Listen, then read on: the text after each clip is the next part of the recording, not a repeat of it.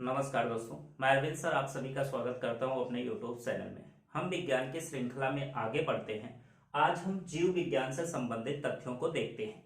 देखिए, जीव विज्ञान विज्ञान की वह शाखा जिसमें समस्त जीवधारियों का अध्ययन किया जाता है, जीव विज्ञान कहलाता है।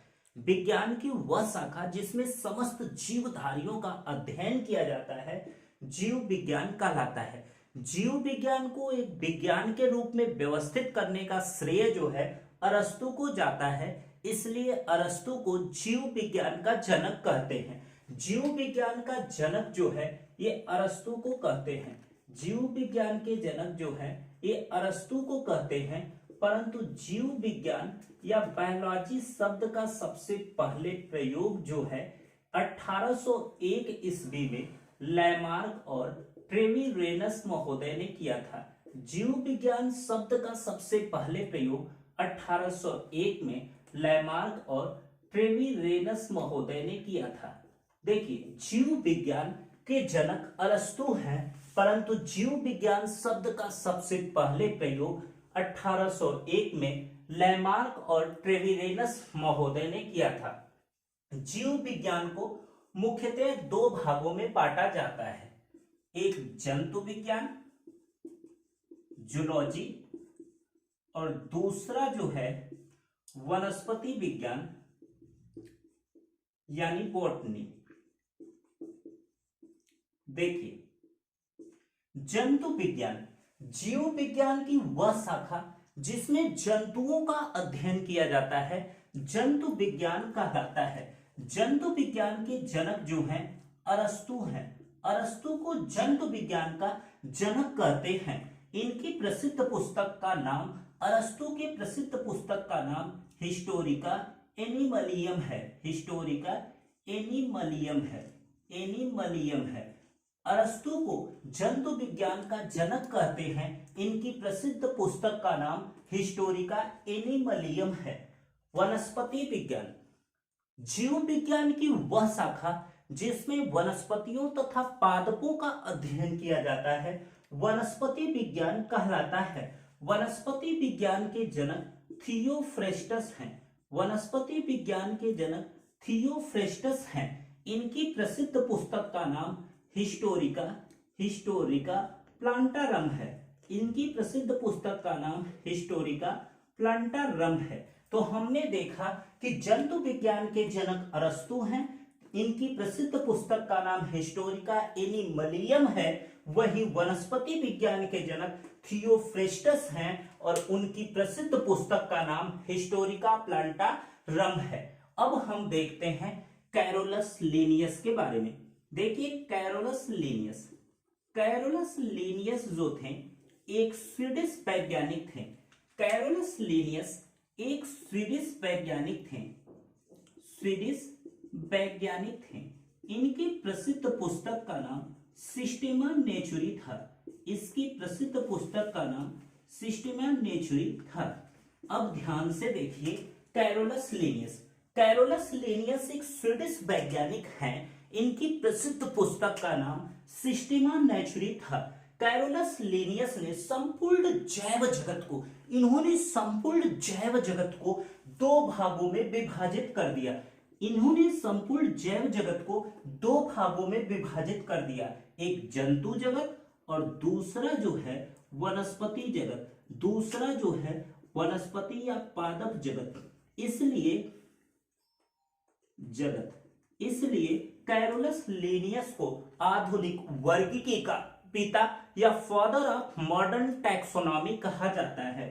कैरोलस लिनियस को आधुनिक वर्गीकी का जनक, आधुनिक वर्गीकी का जनक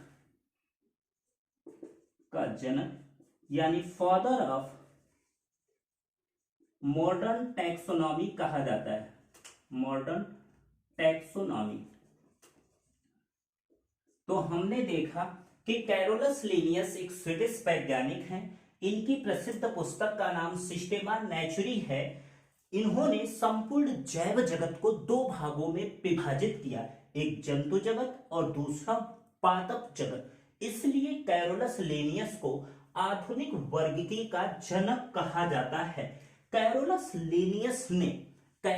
लीनियस ने जीवों के नामकरण के लिए आधुनिक नामकरण की पद्धति भी दिया।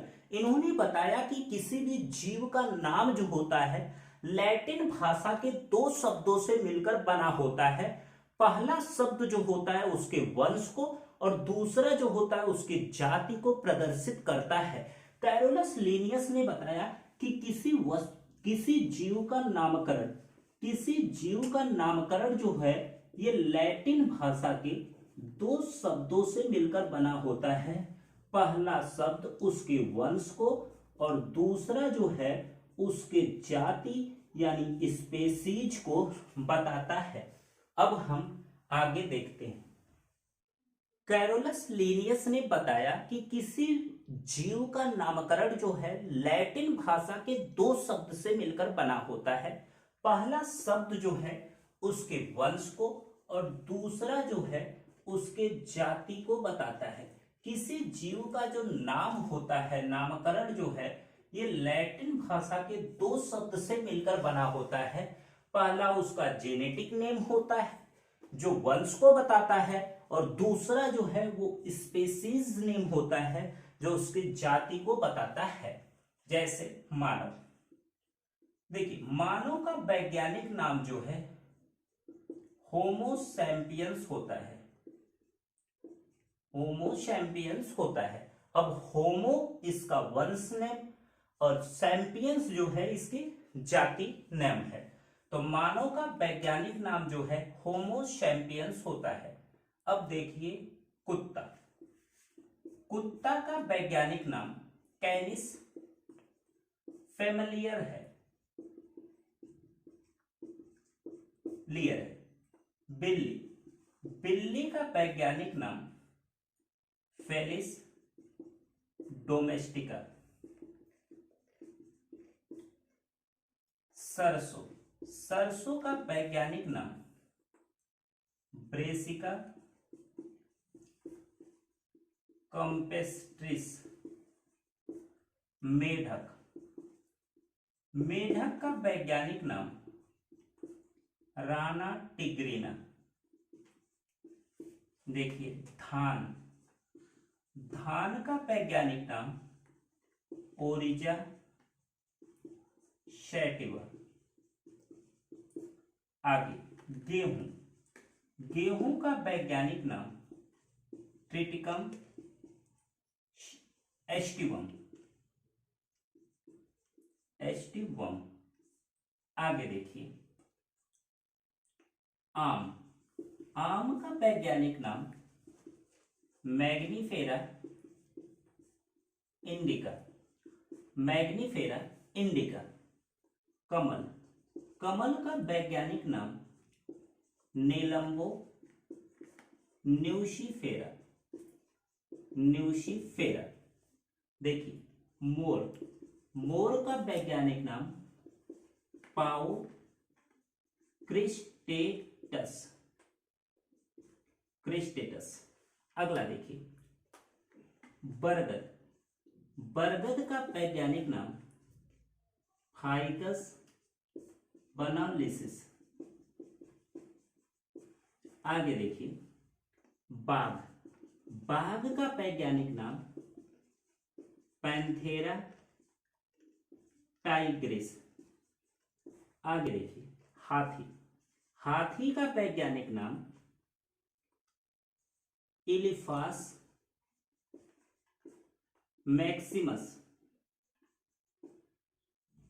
अगला देखिए डॉल्फिन, डॉल्फिन का वैज्ञानिक नाम फास्टानिस्टा गंगेटिका, गंगेटिका। ध्यान से समझिए, कैरोलस लीनियस ने बताया कि किसी जीव का जो नामकरण होता है लैटिन भाषा के दो शब्द से मिलकर बना होता है।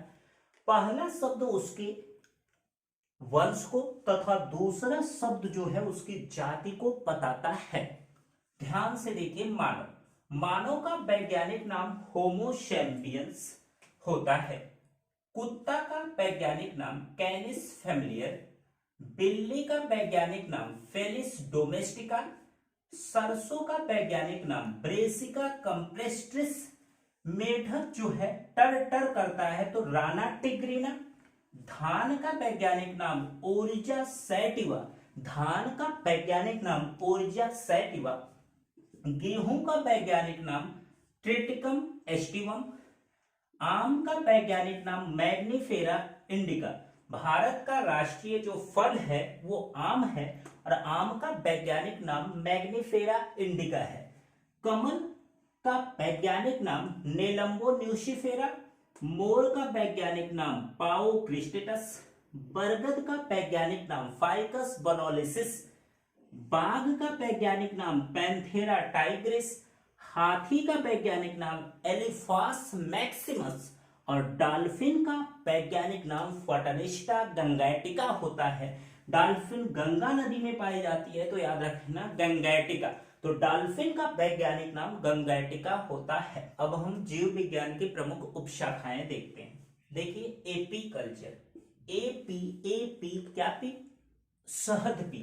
तो एपी कल्चर जो होता है शहद उत्पादन, शहद उत्पादन के अध्ययन को, शहद उत्पादन के अध्ययन को हम एपी कल्चर कहते हैं। सेरी कल्चर, सेरी रे से आप याद रखिए रेशम, सेरी कल्चर जो होता है ये रेशम उत्पादन, रेशम उत्पादन से संबंधित होता है। पीसी कल्चर, पीस में चाहिए क्या, पीस में चाहिए मछली, तो पीसी कल्चर जो होता है ये मछली उत्पादन, मछली उत्पादन के अध्ययन को पीसी कल्चर कहते हैं।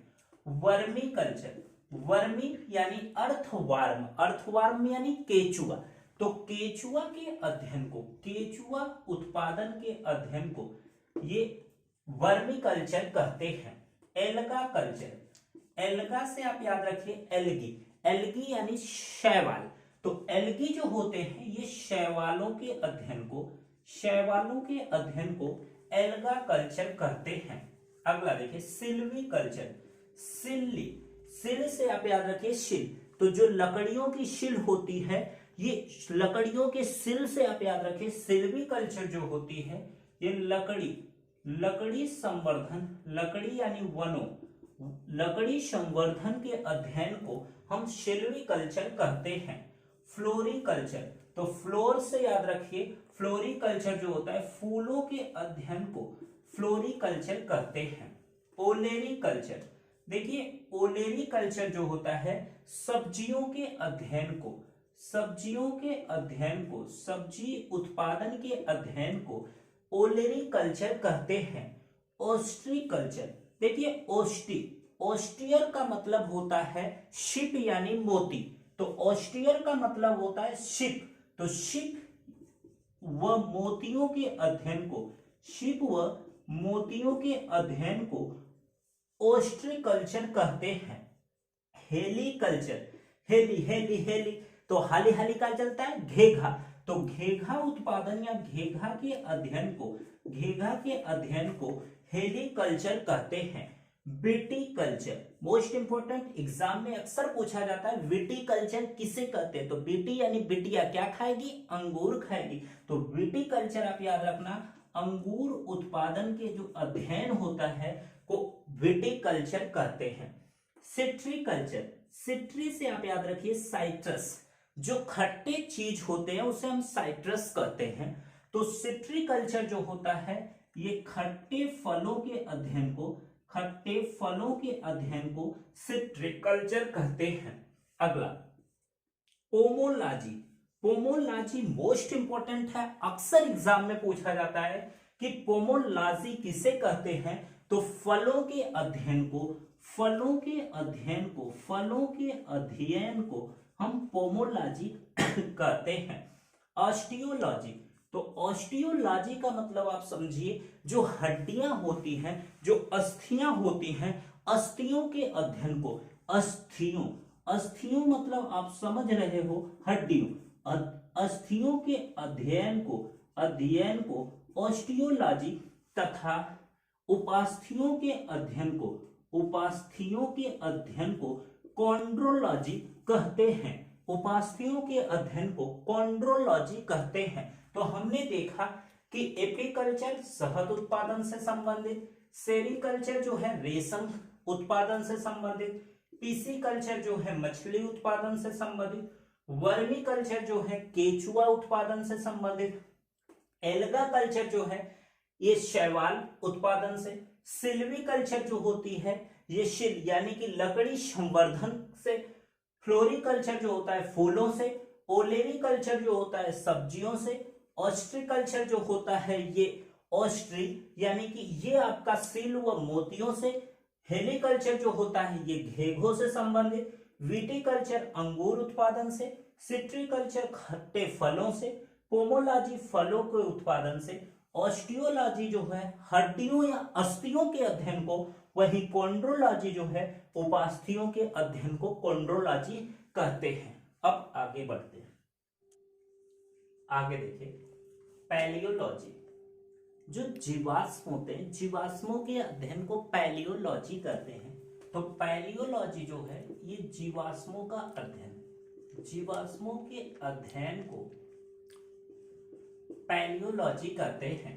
पैडोलॉजी, पैडोलॉजी यानी पैर किस पे रखते हैं, भूमि पर, जमीन पर, मिट्टी पर। तो पैडोलॉजी जो होता है ये मृदा का अध्ययन या मृदा यानी मिट्टी के अध्ययन को, मिट्टी के अध्ययन को हम पैडोलॉजी कहते हैं। अगला देखिए जेरेंटोलॉजी। जेरेंटोलॉजी जो होता है ये बुढ़ापा, बुढ़ापा के अध्ययन को, बुढ़ापा के अध्ययन को हम जेरेंटोलॉजी कहते हैं। मोस्ट इंपोर्टेंट पीसीएस में पूछा गया है क्वेश्चन कि जेरेंटोलॉजी किससे संबंधित है, तो ये बुढ़ापे से संबंधित है। अगला देखिए मायोलॉजी। मायो यानी माय तो ये पेशियों के अध्ययन को, मायोलॉजी जो होता है ये पेशियों के अध्ययन को मायोलॉजी कहते हैं। फ्रेनोलॉजी, तो फ्रेनो ब्रेनो से याद रखिए ये मस्तिष्क, तो मस्तिष्क की क्रियाशीलता के अध्ययन को हम फ्रेनोलॉजी कहते हैं। एंथोलॉजी, एंथोलॉजी मोस्ट इंपॉर्टेंट है, क्या होता है समझिए। फूल जो होते हैं फूल, तो फूलों के अध्ययन को, फूलों के अध्ययन को, फूलों के अध्ययन को एंथोलॉजी कहते हैं। मोस्ट इंपॉर्टेंट क्वेश्चन है, एंथोलॉजी किसे कहते हैं, फूलों के अध्ययन को एंथोलॉजी कहते हैं। अगला देखिए एग्रास्टोलॉजी। एग्रास्टोलॉजी, तो ग्रास से आप याद रखिए घास, तो घासों के अध्ययन को एग्रास्टोलॉजी कहते हैं। ओंकोलॉजी, तो ओंको यानी कैंसर, तो ओंकोलॉजी जो होता है कैंसर के अध्ययन को ओंकोलॉजी कहते हैं। न्यूरोलॉजी, तो न्यूरो यानी ये आपका मस्तिष्क तंत्रिका तंत्र हो गया, तो न्यूरोलॉजी का मतलब हो गया तंत्रिका तंत्र के अध्ययन को, तंत्रिका तंत्र के अध्ययन को न्यूरोलॉजी कहते हैं।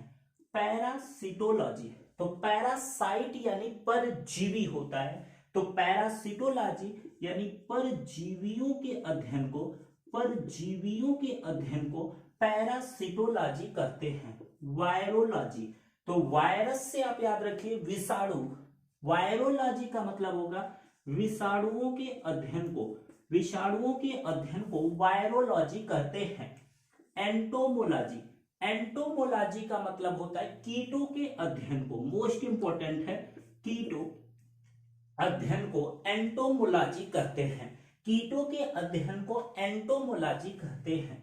अब देखिए मिरमिकोलॉजी, मिरमिकोलॉजी यानी मर जाती हैं तो चींटी छोटी छोटी होती हैं, तो मिरमिकोलॉजी जो होता है ये चींटियों के अध्ययन को, चींटियों के अध्ययन को मिरमिकोलॉजी कहते हैं। सर्पेंटोलॉजी, सर्पेंटोलॉजी सर्प के अध्ययन को, सर्प यानी सांपों के अध्ययन को, सांपों के अध्ययन को सर्पेंटोलॉजी कहते हैं। अगला देखिए ऑर्निथोलॉजी, ऑर्निथोलॉजी जो होता है पक्षी, तो पक्षियों के अध्ययन को ऑर्निथोलॉजी कहते हैं, पक्षियों के अध्ययन को ऑर्निथोलॉजी कहते हैं। तो हमने जीव विज्ञान की प्रमुख उपशाखाओं को आसानी से देख लिया कि पैलियोलॉजी जो है जीवाश्मों के अध्ययन को, पैडोलॉजी जो होती है मृदा यानी मिट्टी के अध्ययन को, जेरेंटोलॉजी जो होता है ये बुढ़ापे के अध्ययन को, मायोलॉजी पेशियों के अध्ययन को, फ्रेनोलॉजी मस्तिष्क की क्रियाशीलता के अध्ययन को, एंथोलॉजी फूलों के अध्ययन को, एग्रास्टोलॉजी ग्रॉस यानी घासों के अध्ययन को, ओंकोलॉजी कैंसर के अध्ययन को, न्यूरोलॉजी ये तंत्रिका तंत्र के अध्ययन को, पैरासिटोलॉजी परजीवियों के अध्ययन को, वायरोलॉजी विषाणुओं के अध्ययन को, एंटोमोलॉजी कीटों के अध्ययन को, मिर्मिकोलॉजी चींटियों के अध्ययन को, सर्पेंटोलॉजी सांपों के अध्ययन को तथा ऑर्निथोलॉजी पक्षियों के अध्ययन को कहते हैं। अब हम इससे संबंधित सभी प्रश्नों को देखते हैं। देखिए, पहला क्वेश्चन है फूलों के अध्ययन को कहते हैं। ये बीपीएससी 2016 का क्वेश्चन है। फूलों के अध्ययन को क्या कहते हैं? Phrenology, anthology, agrostology, paleology. तो हमने बताया था कि फूलों के अध्ययन को एंथोलॉजी कहते हैं।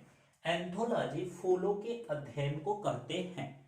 दूसरा क्वेश्चन, रेशम कीट पालन को क्या कहते हैं? रेशम कीट पालन के अध्ययन को क्या कहते हैं? एसएससी 10+2 का क्वेश्चन है। Apiculture, horticulture, sericulture, viticulture.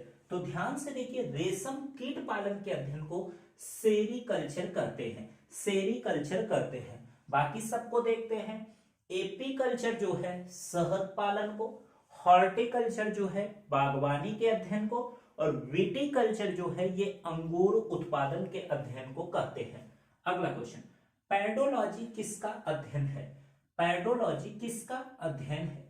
ये क्वेश्चन देखिए मोस्ट इंपॉर्टेंट है और यूपी पीसीएस में पूछा है कि पैडोलॉजी किसका अध्ययन है? पर्वतों का, वायुमंडल का, रीच का, मिट्टी या मृदा का? तो हमने बताया था कि मिट्टी के अध्ययन को पैडोलॉजी कहते हैं। अगला क्वेश्चन, सर्पों के बारे में जानकारी प्राप्त करना क्या कहलाता है? सर्पों यानी सांपों के बारे में जो जानकारी मिलती है उसे क्या कहते हैं? हर्पेटोलॉजी, सर्पेंटोलॉजी, फ्रेनोलॉजी या ऑर्निथोलॉजी? तो सांपों के अध्ययन को सर्पेंटोलॉजी कहते हैं। अगला क्वेश्चन है, अस्थियों के अध्ययन को क्या कहते हैं?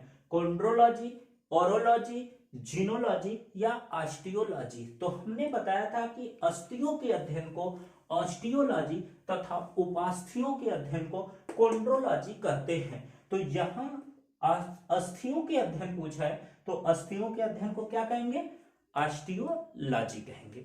अब अगला क्वेश्चन देखिए। अगला क्वेश्चन है सुमेलित कीजिए। यूपी पीसीएस में क्वेश्चन पूछा है, सुमेलित कीजिए फूलों की खेती, बागवानी की खेती, सब्जी की खेती, फलों की खेती। आपको सुमेलित करना है। तो हमने बताया था कि फूलों की खेती को क्या कहते हैं? आप बताइए, पोमोलॉजी, ओलेरोलॉजी, हॉर्टिकल्चर की एंथोलॉजी? तो अध्ययन को एंथोलॉजी कहते हैं। तो आपका कौन सा सही हो जाएगा? 1 का चौथा। तो अब देखिए 1 का चौथा किसमें सही है? इसमें सही है। तो ये आपका सही होगा कि फूलों के अध्ययन को एंथोलॉजी, बागवानी की खेती को हार्टिकल्चर, सब्जी की खेती को ओलेरिकल्चर और फलों की खेती को पोमोलॉजी कहते हैं।